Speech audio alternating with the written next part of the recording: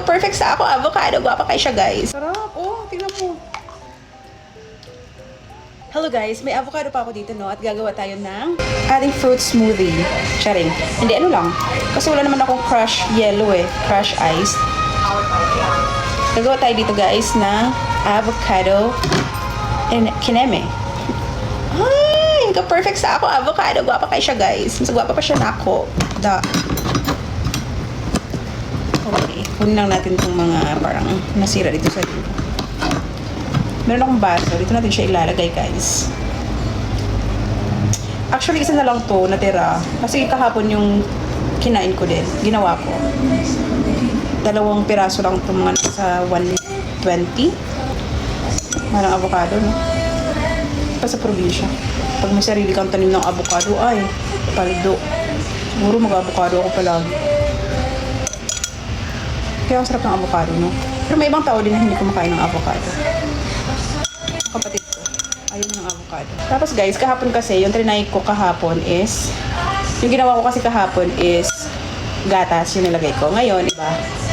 Try natin siya sa Milo, guys. Milo naman tayo, no? Sarap.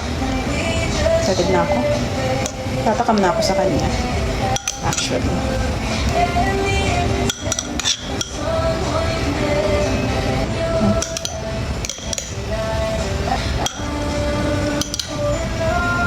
Ayan guys, napuno natin ang baso. Perfect. Ganyan lang natin siya. Crush lang natin siya. Ganyan. Tapos ngayon, meron ako ditong Milo. Milo ilalagay natin. Kasi kahapon, milk yun. Tapos ngayon, try naman natin ang Milo guys. Let's give a chance to Milo. Hello. Gusto siya. Tapos lalagyan ko naman siya ng konting sugar. Hindi may sugar ako dito.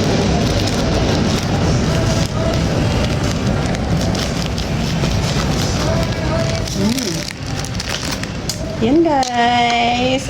Ang sarap. Tapos ngayon, lalagyan ko na lang siya ng yellow. Meron ako.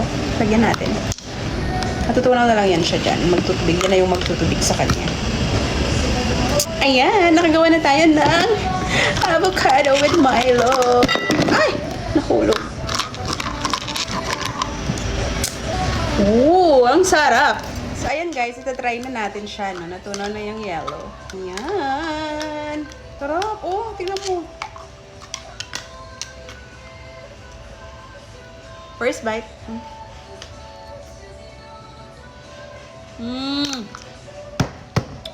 Perfect.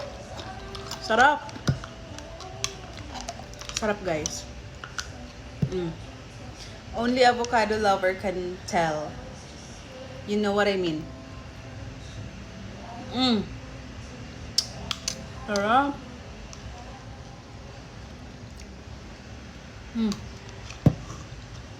Ang sarap niya din sa Milo, ha. In fairness.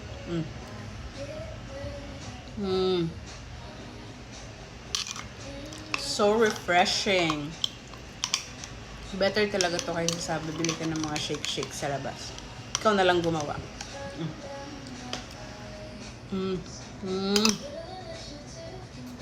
Bye! Yan lang.